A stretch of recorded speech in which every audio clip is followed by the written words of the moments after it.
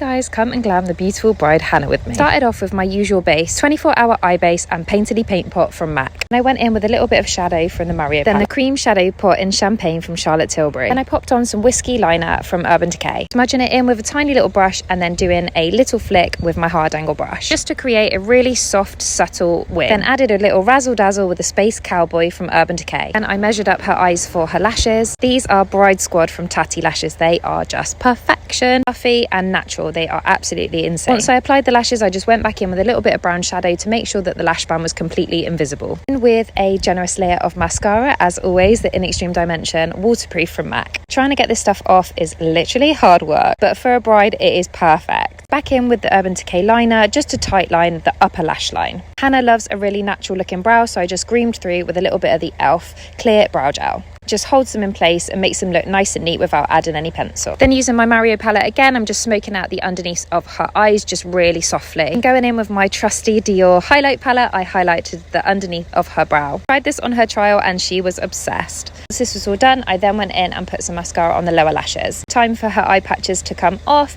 I just made sure no fall was underneath her eyes with a wet wipe and we moved on to skin. As you know, I take skincare very seriously, making sure to take my time and make the base sit flawlessly. I use the Tatcha Skin Dew Cream and also the e.l.f. Power Grip Primer with niacinamide. It also thoroughly cleansed and toned the skin. Foundation today, we went in with the Armani Luminous Silk. This was in the shade 5. She had a fake tan, so her face was slightly lighter than her body, so we just evened that up. I then went in to brighten the under eye. I actually used the Tarte Shape Tape for this. Also to going down the centre of the face to really brighten and lift her complexion. And making sure there was no creases or anything underneath her eyes, I then went in and set with the Hourglass Veil translucent powder. I love this powder for setting. I think it's really lightweight on the skin and it just locks the makeup in perfectly. Not only did I use this underneath the eyes, but I also used it a little bit across the skin just to make everything nice and smooth and locked in. To add a pop of colour to the skin, I used the Givenchy blusher. It is the most beautiful fresh pink colour. Hannah caught herself in the viewfinder and she was literally like, oh my god, this looks lush. I then took a little bit across the nose. I love to do this because it brings the whole look together.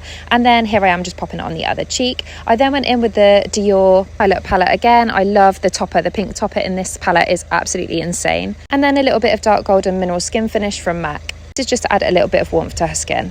Yes, I know what you're thinking. I'm obsessed with the Dior palette. It's true. Just adding a pop of highlight into the inner corners of her eyes. Then using the MAC Chromographic Pencil in shade NC15/NW20. We highlighted the inners of her eyes and on her trial, this just made her eyes pop. And we were both like, yes, that's perfect. And in with the iconic nude lip pencil from Charlotte Tilbury. Little kiss from her brother. It was so sweet. And then in with Thanks It's MAC lipstick on top. Set everything into place with a little bit of setting spray. And this is a finished look. Thank you so much for watching and I'll see you in the next one.